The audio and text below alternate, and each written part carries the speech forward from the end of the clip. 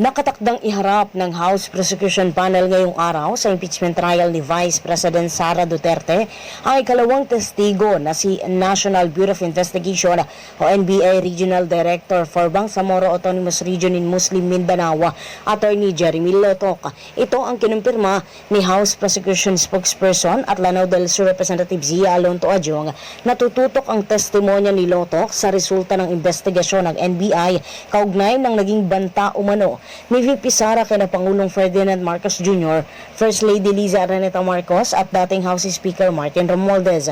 Ayon kay Adjong, ang magiging testimonya ni Lotok ay konektado sa naunang pahayag ng unang testigo ng prosekusyon na si NBI Senior Agent John Mark Calilong.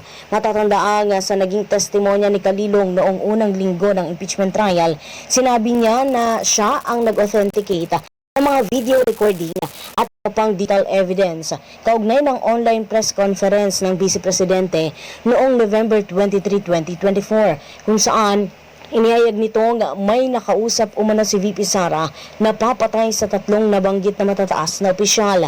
Inaasahang magiging mahalagang bahagi ng pagdinig ang testimonya ni Lotok sa pagpapatibay ng ebidensyang nakapaloob sa Article 4 ng impeachment case ng pangalawang Pangulo. Para sa Boses ng Pilipino, nagbabalita ng todong lakas, ako si Patrol 30. Jelly Mendez sa bagong tunog ng DWIZ 882. Hataw na! Umaga na!